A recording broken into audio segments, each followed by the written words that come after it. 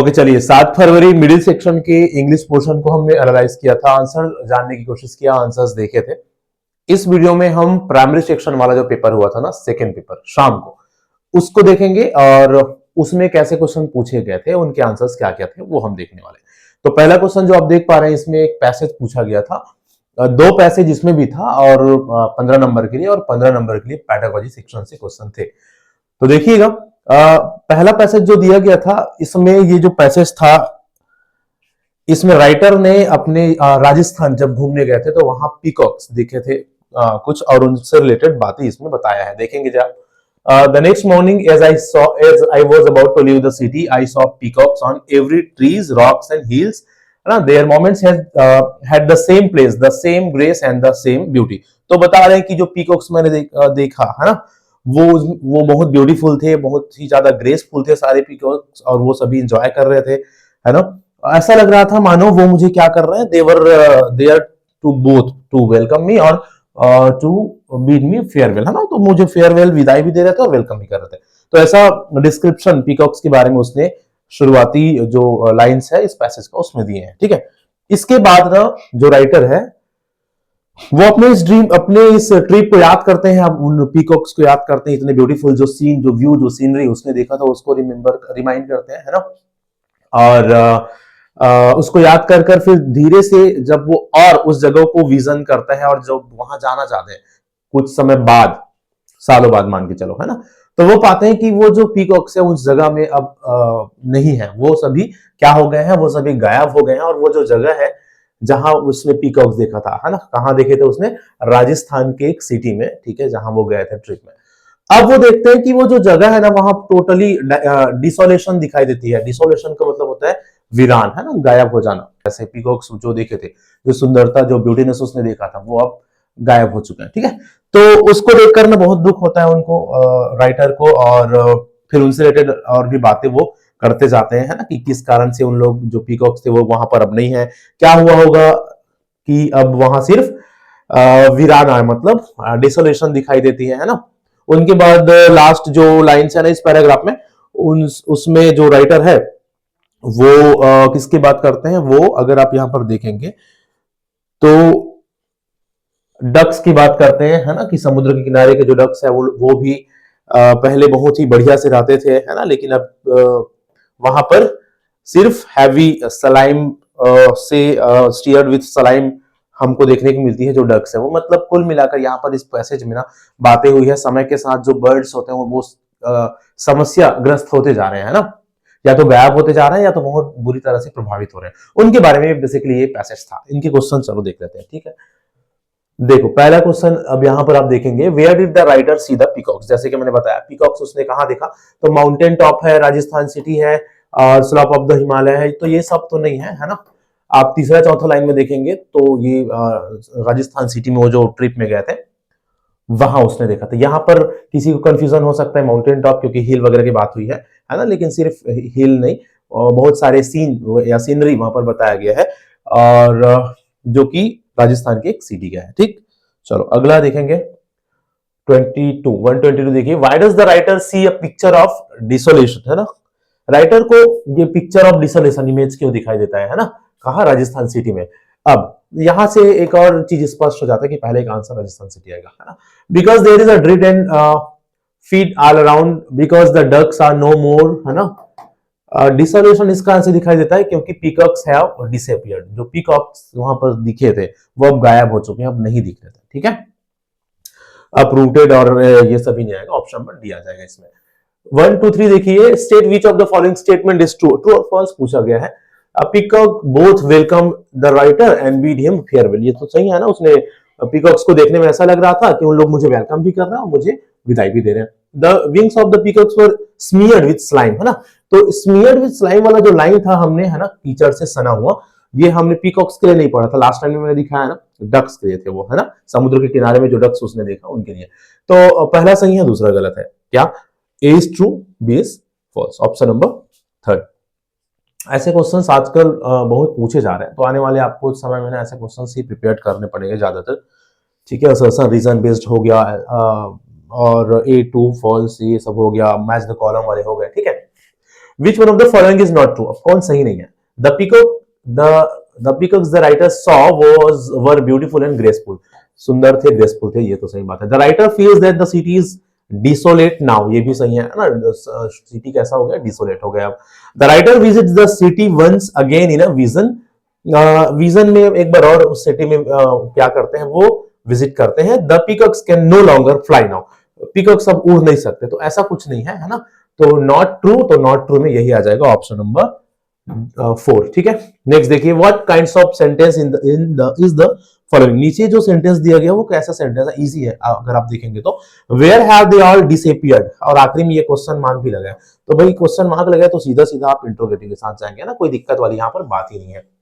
Exclamatory होता तो ऐसे एक्सक्लेमेशन मार्क्स लगे होते, ठीक। चलो, ऑप्टेटिव सेंटेंस किसको बोलते हैं? जो रिक्वेस्ट वाले सेंटेंस होते हैं ना, कोई सजेशन, रिक्वेस्ट, एडवाइस, वो ऑप्टिमेटिव कहलाता है, सॉरी ऑप्टेटिव कहलाता है। और डिक्लेरेटिव कोई डिक्लेरेशन देना, कुछ बात कहना, ठीक है, वो जो कॉमन स्टेटमेंट होती है वो डिक्लेरेटिव कहलाता है, ठीक। Identify the clause of the underline part, अब ये ग्रामर का क्वेश्चन पूछा गया है, क्लॉज का यहां फिर से। On the far edge of a dark oil soaked sea, है ना, दूर में है ना एक गहन ऑयल सोक्ड सी, जो समुद्र है वहां, आई सी अ फॉरलॉर्न डक, ठीक है। फॉरलॉर्न डक, यहां पर ये वाला जो पार्ट्स है उसको आपको बोला गया कि कौन सा क्लॉज है, ठीक। तो आप देखेंगे ऑप्शन में है noun clause, adjective clause. Adjective clause मतलब किसी का विशेषता बताने वाले जो ग्रुप ऑफ वर्ड्स होंगे वो एडजेक्टिव क्लॉज कहलाते हैं। यहाँ कुछ विशेषता है क्या? नहीं, है ना, वो सिर्फ ये बोल रहा है कि मैंने एक यहाँ पर जो फॉरलॉर्न वर्ड आया है उसका मतलब आप लिख सकते हो उदास, ठीक है, मायूस या उदास डक। तो आई सी अ फॉरलॉर्न डक, मैंने एक उदास डक देखा, तो ये कोई एडजेक्टिव तो नहीं है ना, एडवर्ब भी नहीं है, नाउन क्लॉज भी नहीं है, ठीक है। नाउन क्लॉज नाउन ग्रुप में स्टैंड करता है। तो यहाँ पर जो हम प्रिंसिपल क्लॉज और डिपेंडेंट और इंडिपेंडेंट क्लॉज वाली जो बात करते हैं, है ना, ये मेन क्लॉज के रूप में है और इसके ऊपर ये डिपेंडेंट है, ठीक है। तो मेन क्लॉज मतलब principal clause, option number D. Identify the part of speech, अब पार्ट ऑफ स्पीच मतलब नाउन प्रोनाउन एडजेक्टिव एडवर्ब्स ढूंढने के लिए बोला जा रहा है। That dejected bewildered peacock suddenly brings to mind, ठीक है। तो यहां पर bewildered peacock, अब यहां पर ना आप देखेंगे आपको समझ में आ जाएगा that dejected bewildered peacock suddenly, अब ये जो पीकॉक है ना उसको उसका क्या कर रहे हैं, ये उसको डिफाइन करने वाले वर्ड्स है, उनको विशेषता बताने वाले वर्ड्स है ना। तो जो bewildered वर्ड है ना, जो bewildered वर्ड है वो इसको डिफाइन कर रहा है, इसका विशेषता बता रहा है। विशेषता बताना का मतलब होता है एडजेक्टिव, ठीक है। ये भी जो डक्स था उसकी कंडीशन को बता रहा है कि बहुत ही मायूस, उदास, है ना, हताश, ऐसे जो डक्स है वो वहां पर उनके बारे में उसने सोचा, ठीक है। तो सीधा सीधा ये क्या हो जाएगा, ये होगा एडजेक्टिव, विशेषता, ठीक। नेक्स्ट चलते हैं, लास्ट क्वेश्चन था इस पैसेज का। Choose the word nearest in meaning to desolation, है ना। डेसोलेशन का मीनिंग हो जाएगा, जैसे हम बोलते हैं ऐसा जगह जो जहां ज्यादा कुछ नहीं है, वीरान है, सुनसान है ना। तो डिस्पेयर का मतलब तो होता है हताश या निराश, ठीक है। फर्टैलिटी का मतलब होता है उर्वरकता, और पेसिमिस्ट का मतलब होता है निराशावादी। तो बैरननेस वर्ड ज्यादा सुटेबल हो जाएगा, ठीक है। कौन सा वर्ड? बैरननेस। बैरननेस का मतलब होता है बंजरता, जहां पर सब उजड़ गया, सुनसान हो गया, ठीक है। तो ये ज्यादा सुटेबल होगा वैसे इसके हिसाब से, हमारे हिसाब से ऑप्शन नंबर 4। चलो नेक्स्ट, यहां पर एक और पैसेज आया था, अनसीन पैसेज, जो रिलेटेड था। देखो, what was this new state like, ये जो नया राज्य है, नया देश है, वो कैसा होगा। फॉर्चुनेटली किस्मत से we have full accounts both Indian and Greek, हमारे पास ना दो अलग अलग अकाउंट्स है इसको जानने का कि हम जो वर्तमान स्टेट है वो कैसा रहेगा। इंडियन रिसोर्स सोर्स भी है हमारे पास और ग्रीक सोर्स भी है बोल रहे हैं, है ना। ग्रीक सोर्स में कौन है भाई? Megasthenes the ambassador sent by Seleucus. Seleucus के द्वारा एक एम्बेसडर भेजा गया था इंडिया में, मेगास्थनीज को, और उनके द्वारा दिया गया जो रिकॉर्ड है वो भी हमारे पास इस राज्य के बारे में जानने के लिए, मतलब इंडिया के बारे में जानने के लिए, है ना। मेगास्थनीज के द्वारा जो रिकॉर्ड है उससे much more important is that contemporary account Kautilya's Arthashastra, उससे भी कहीं ज्यादा इंपॉर्टेंट है कौटिल्य का जो अर्थशास्त्र हमारे पास है वो इस राज्य को, इस स्टेट को जानने के लिए, ठीक है। तो यहाँ पर बेसिकली जो कौटिल्य थे, जिनको दूसरा नाम क्या था, चाणक्य के नाम से भी हम जानते थे, उनके बारे में बताया गया है कि वो कैसे थे, कैसा उनका जो प्रेजेंस ऑफ माइंड था शासन करने के लिए, अपने जो राजा थे उनसे वो उनसे किस तरह से डील करते थे, मतलब उनको कैसे सजेस्ट करते थे एक टीचर के रूप में भी, है ना, और युद्ध के बारे में, वॉर के बारे में उनका क्या व्यू है, इन सारी चीजों को बेसिकली चाणक्य के बारे में उनका जो उनका प्लानिंग हुआ करता था, है ना, उन सारी चीजों को ना डिस्क्राइब किया गया है।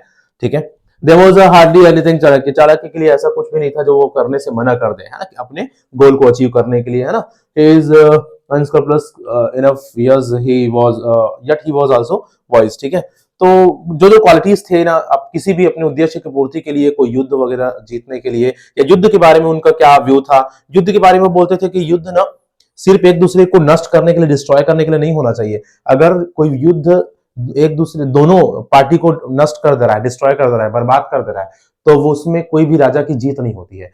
युद्ध में जीत तभी कहा जाएगा जब वो जीत ना किसी अपने राज्य के हित के लिए हो, ऐसा कहना था कौटिल्य का। ये सारी चीजें इनसे रिलेटेड बताया गया है। अब इनका क्वेश्चन देखो, ठीक है, हो गए यहां तक। Whose account is called much more important, किसका जो अकाउंट था, सोर्स था, उनको ज्यादा इंपॉर्टेंट बताया गया है as a record of the Mauryan rules. ठीक है, तो ये इनका तो हमारे पास था ही, लेकिन कहीं ज्यादा इंपॉर्टेंट रिकॉर्ड हमारे पास कौटिल्य का था। ठीक है, option number second. How did the play the Mudra Rakshasa depict Chanakya, मुद्र राक्षस का जिक्र वहां पर किया गया है, जो चाणक्य के बारे में डिस्क्राइब करता है कि चाणक्य कैसे थे। चाणक्य एक ऑनेस्ट एंड पियर्स, ये तो ठीक है, एज प्रॉम्पस एंड एरोगेंट, है ना। अगर आप यहां पर देखेंगे ये इस जगह में आप देखेंगे कि हाई पोजिशन, जो एक मिनट,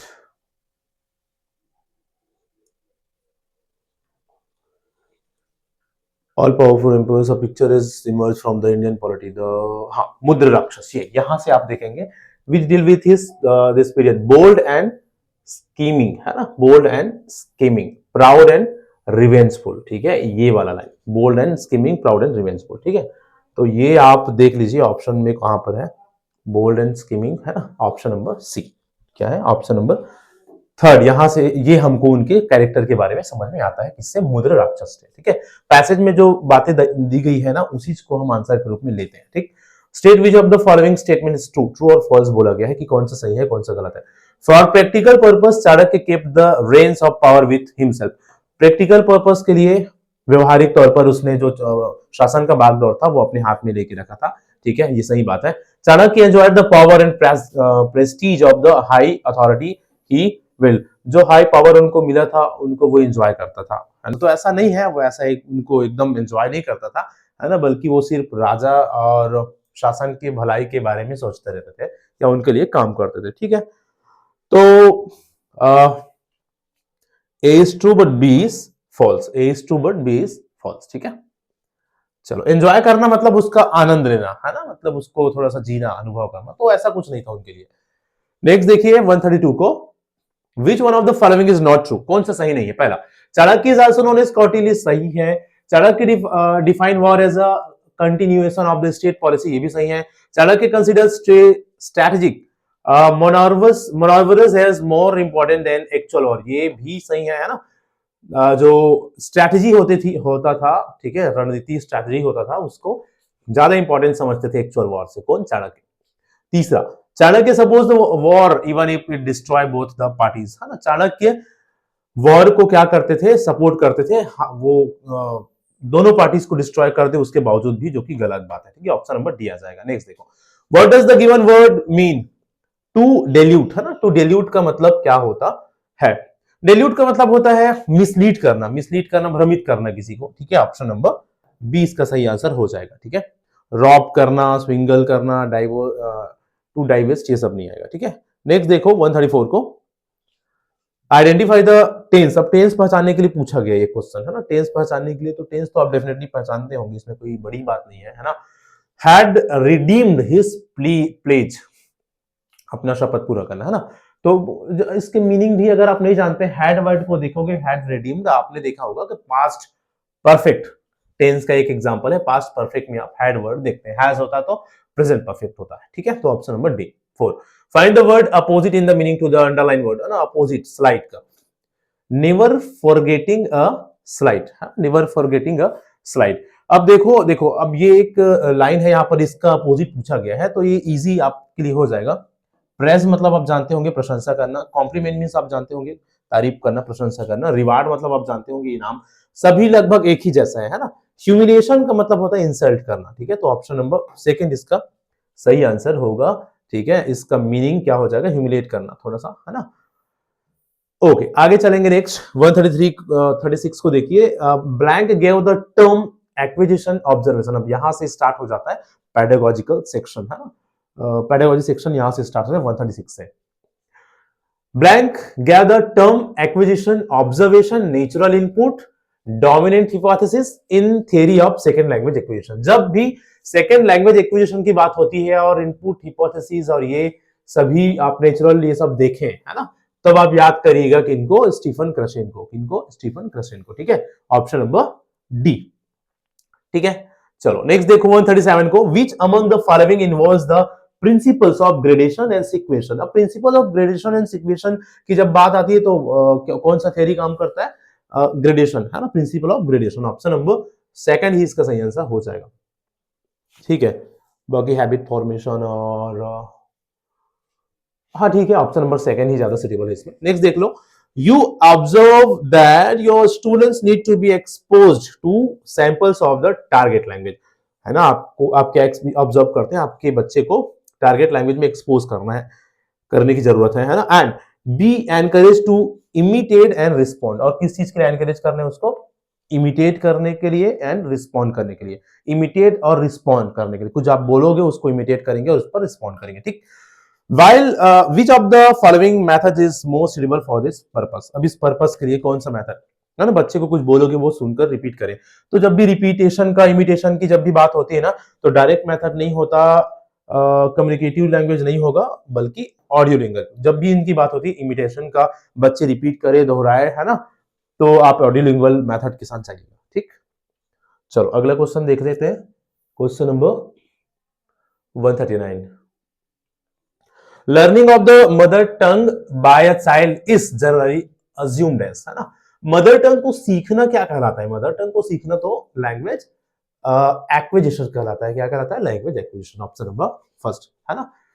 नेक्स्ट देखो, an active listener immediately understand, active listener, जो एक्टिव लिसनर्स होते हैं, है ना, सक्रिय जो श्रोता सुनने वाले होते हैं, वो क्या करते हैं, क्या समझ लेते हैं, किस चीज को समझ लेते हैं, logic behind what the speaker is saying, what the speaker is trying to say, what the other person is trying to say, और what the speaker wants to say, है ना। तो देखो भाई, जो स्पीकर बोलना चाहता है वो क्या कहना चाहता है इसको समझ लेता है, खैर ये भी सही है।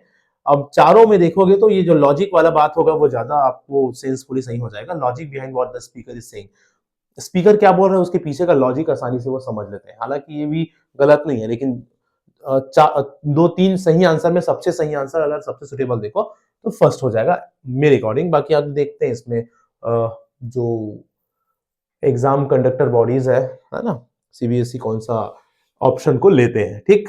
चलो नेक्स्ट क्वेश्चन देख लो, to teach poetry in the class the teacher first read a poem, poetry पढ़ाने है क्लास में, सबसे पहले पोएम पढ़ते हैं, then involves the learners in group work, फिर ग्रुप वर्क में ग्रुप वर्क देते हैं किसको, बच्चों को।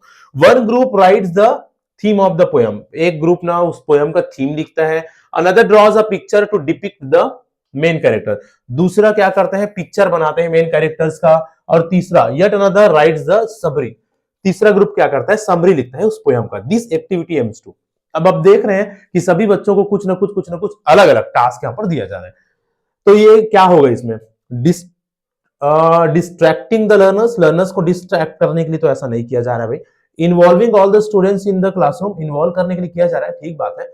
और देख लेते हैं, catering to diverse abilities and interest of the learners और प्रिपेयरिंग लर्नर्स फॉर असेसमेंट, है ना। तो ये दोनों तो नहीं आ जाएगा, सेकंड और थर्ड में आप सोच सकते हो, बाकी ज्यादा सुटेबल आपका हो जाएगा option number C, catering to diverse ability, अलग अलग जो एबिलिटीज है ना बच्चों का, उसको बच्चों का यूज करके इंटरेस्ट पैदा किया जा रहा है पोएम के प्रति, ऑप्शन नंबर सी थर्ड, ठीक। चलो नेक्स्ट क्वेश्चन देख लीजिए, क्वेश्चन नंबर 142 को, the second language acquisition, sorry, the second language classroom is usually a confluence of varied language. The role of teachers in such a class is to give their students. Second language class में जो usually क्या होता है, वो अलग अलग languages उनको सिखाया जाता है, सेकेंड लैंग्वेज है ना। और द रोल ऑफ टीचर, अब इसमें टीचर का रोल क्या हो जाता है इस तरह के क्लास में। दूसरा भाषा सिखाना है, चलो इंग्लिश सिखाना, तो टीचर का क्या रोल होगा बोल रहे हैं, है ना। Worksheet with variety of task, worksheet वगैरह बनाने को हम नहीं जानते, है ना। A comfortable environment to develop requisite skills. Summaries and simplified version of text और adequate self-explanatory notes बनाओ, ऐसा नहीं है। दूसरा सेकंड लैंग्वेज पढ़ाना है तो भाई बच्चों को ना ज्यादा ज्यादा कंफर्टेबल एनवायरनमेंट प्रोवाइड कराना होगा, एक बढ़िया एटमॉस्फेयर, एक बढ़िया माहौल देना होगा, है ना। जो भी रिक्वायर्ड स्किल्स है उसमें विकास करने के लिए, उसमें डेवलपमेंट करने के लिए, ठीक है। नेक्स्ट देख लेते हैं, क्वेश्चन नंबर 143 में चलेंगे। यू प्रिपेयर अ टेस्ट, आपने एक टेस्ट प्रिपेयर किया, test item that expects the learner to use tense form, और किस चीज के लिए वो टेस्ट है, टेंस फॉर्म को उसको जांचने के लिए, ठीक है। और क्या, टेंस फॉर्म के अलावा करेक्टर्स, ठीक है, कंजंक्शंस, प्रीपोजिशंस हो गए, एडजेक्टिव, एक्यूरेसी हो गए। The approach that you have used is, अब जो आप अप्रोच यूज किए हैं अलग अलग ग्रामेटिकल टॉपिक्स को चेक करने के लिए, वो कौन सा अप्रोच होगा। डायरेक्ट ग्रामर टेस्टिंग है, मिक्स्ड ग्रामर टेस्टिंग है, इनडायरेक्ट ग्रामर टेस्टिंग है, कि इंटीग्रेटेड ग्रामर टेस्टिंग है।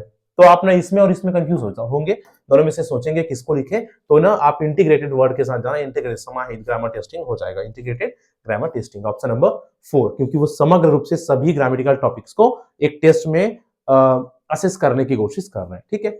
नेक्स्ट देख लो, 144 को देखिए। Children in their early years scribble on the wall, wall में ऐसे ऐसे लिखते हैं, है ना, शुरुआती दौर में, फ्लोर में भी और नोटबुक में भी, दिस स्टेजेस। तो ऐसे स्क्रिम्बलिंग करना ना क्या कहलाता है, कौन सा स्टेज कहलाएगा, तो देखो ग्राफिकल डेवलपमेंट तो आगे हो जाएगा, और इमर्जेंट लिटरेसी, राइटिंग स्किल्स तो बाद में सीखेंगे, ठीक है।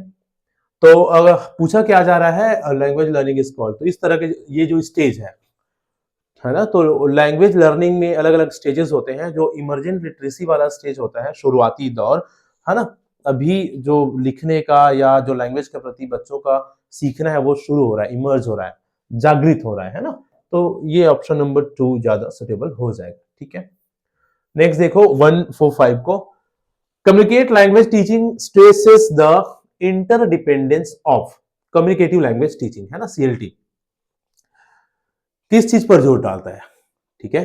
तो language and conversation, language and communication, और language and behaviour, language and psychology. तो कम्युनिकेटिव लैंग्वेज टीचिंग ना लैंग्वेज एंड कम्युनिकेशन के ऊपर ज्यादा स्ट्रेस डालता है, ज्यादा जोर डालता है, ठीक है, ऑप्शन नंबर पहला। नेक्स्ट देखो, you have to keep anecdotal record. अब एनेक्डोटल रिकॉर्ड आप डेफिनेटली जानते होंगे, बच्चों से संबंधित वो रिकॉर्ड्स होता है जिसमें बच्चों के बहुत सारे चीजों को पुट किया जाता है टीचर्स के द्वारा, ठीक है। तो ये जो रिकॉर्ड है आपके बच्चों के द्वारा, जो आपके बच्चों का जो एनेक्डोटल रिकॉर्ड है ना, जैसे पोर्टफोलियो हम देखते हैं उसी तरह से, वो क्या है ना, for this you need to use, आप उसका यूज किस चीज के लिए कर सकते हैं, ठीक है। For this you need to use, हाँ, क्या यूज करना पड़ेगा उसको असेस करने के लिए, है ना, लर्निंग प्रोसेस को देखने के लिए। तो भाई रिकॉर्ड है, रिकॉर्ड को जब भी देखने की बात होती है तो ऑब्जर्वेशनल टेक्निक ज्यादा सुटेबल होगा, assignment technique, oral technique, project technique, observe, उसको ऑब्जर्व करके आप असेस करने की कोशिश करेंगे कि वो कैसा है, ठीक है। ऑप्शन नंबर 4 ज्यादा सही है इसका। अगला देख लो, which of the following statement is true in the context of grammar, grammar के कॉन्टेक्स्ट में कौन सा सही, ग्रामर के संदर्भ में, है ना। देखो पहला, knowledge of grammar helps acquire fluency in speech, grammar का नॉलेज है वो फ्लुएंसी एक्वायर करने में सहायता करता है, ठीक है, ओके। दूसरा, grammar provides a set of rules that should be memorised for before being followed, है ना, ठीक है, मेमोराइज करने बोल रहे हैं। Grammar is a system of language which helps to polishing our speaking and writing skills, है ना, हमारे राइटिंग स्किल को पॉलिश करता है, ओके, और स्पीकिंग स्किल को भी, ठीक है। Grammar has no rule of learning, ये भी नहीं है ना। तो तीसरा में और पहला में आप कंफ्यूज हो सकते हैं, लेकिन ग्रामर ऐसा फ्लुएंसी बढ़ाने में मदद नहीं करता भाई, फ्लुएंसी आपका तभी बढ़ेगा जब प्रैक्टिस करेंगे, है ना, अब बोलना स्टार्ट करेंगे तभी फ्लुएंसी आएगी। ठीक है। एक्यूरेसी अगर होता तो एक बार समझ में आता है ना, ग्रामेटिकल जो रूल्स है जो आप जानते हैं वो आपके लैंग्वेज में एक्यूरेसी लाने के लिए हेल्पफुल हो सकते हैं, फ्लुएंसी लाने के लिए, ठीक है। तो ऑप्शन नंबर सी सही हो, तीसरा सही हो जाएगा कि जो ग्रामर है ना वो पॉलिश करता है आपके लैंग्वेज को, थोड़ा सा शाइनिंग बनाता है, बढ़िया बनाता है, ठीक है। चलो 148 को देखिए, when infants and very young children live in environment where they have no exposure and no experience with language, ऐसी जगह में रहते हैं जहां पर भाषा का उतना एक्सपोजर नहीं है, कोई भाषा वो सीख नहीं रहा, their language development is severally impaired, है ना, बहुत बुरी तरह से उनका जो लैंग्वेज डेवलपमेंट वो प्रभावित होगा, बिल्कुल, है ना। This impairment is irreversible, which of the following terms support this explanation, ठीक है। तो वो जो स्टेज होता है जिसमें बच्चा भाषा सीखता है, जो कोई ना कोई लैंग्वेज के एक्सपोजर में आता है ना, वो जो स्टेज होता है ना, वो सेंसिटिव पीरियड ऑफ डेवलपमेंट कहलाता है। क्या कहलाता है? Sensitive period of development. Semantics, sociolinguistic and nativist, तो आप नेटिविज्म तो आप जानते हो, है ना, ठीक है। ये जो है नेटिविज्म नॉर्म चॉम्स्की से रिलेटेड है, ये सिमेंटिक्स तो वाक्य रचना है, सोशियोलिंग्विस्टिक आप जानते हो, है ना, वाइगोत्स्की से रिलेटेड है। तो ये जो कंडीशन यहाँ पर बताया गया वो सेंसिटिव पीरियड ऑफ डेवलपमेंट कहलाता है। नेक्स्ट देख लो, grammar should be taught by, grammar पढ़ाया जाना चाहिए कैसे? Enabling practice in context, context में है वो, उसमें जो प्रैक्टिस कराकर, making learners to return assignment बनवाकर, नहीं। एनकरेजिंग स्टूडेंट, जब भी एनकरेजिंग वाली बात होगी ना हम उसी को ले लेंगे सीधे, no no sorry, memorise rule वाला बात हो गया, है ना, अभी नियम वियम मेमोराइज करके नहीं कराएंगे। गिविंग एडिकेट असाइनमेंट, ये भी नहीं है। तो making learners to return assignment, ये भी नहीं है। ऑप्शन नंबर फर्स्ट हो जाएगा, एनेबलिंग प्रैक्टिस इन कॉन्टेक्स्ट, है ना, बच्चों को क्या कराकर, प्रैक्टिस करवाकर आपको ग्रामर सिखाया जाना चाहिए, ठीक है। तो ऑप्शन नंबर फर्स्ट सही हो जाएगा, एनेबलिंग प्रैक्टिस इन कॉन्टेक्स्ट, ठीक है, प्रैक्टिस करवाकर ग्रामर सिखाया जाना ज्यादा सुटेबल होगा, ठीक है। चलो लास्ट क्वेश्चन देखते हैं, क्वेश्चन नंबर 50 को। 150 है, you want to create a language rich environment in your class, for this you should, आप ना लैंग्वेज रिच एनवायरनमेंट क्रिएट करना चाहते हैं अपने क्लास में, तो आपको क्या करना चाहिए इसके लिए? तो encourage your learners to use only English, encourage करने, यूज करने के लिए एनकरेज करो, establish a language lab, establish करो, motivate parents to buy, parents को नहीं कुछ करेंगे, provide an opportunity where the language is seen, notice and use, तो ये ज्यादा सुटेबल है। ऐसा सिचुएशन प्रोवाइड कराइए, एक ऐसा एटमॉस्फेयर प्रोवाइड कराइए बच्चों को, एक ऐसा अपॉर्चुनिटी प्रोवाइड कराइए बच्चों को जहां बच्चे लैंग्वेज को देख सके, सुन सके, नोटिस कर सके, यूज कर सके। ऑप्शन नंबर 4, ठीक है। तो ओनली इंग्लिश यूज करने के लिए एनकरेज करना उतना अच्छा नहीं होगा, है ना, तो ऑप्शन नंबर 4 ज्यादा सुटेबल हो जाएगा, ठीक है। तो इस तरह से हमने 150 पूरे 30 क्वेश्चंस डिस्कस किया। पेपर सेकंड जो प्राइमरी लेवल का पेपर था 7 फरवरी को हुए, अभी नेक्स्ट और एग्जाम्स होने वाले हैं, उसको आगे डिस्कस करेंगे।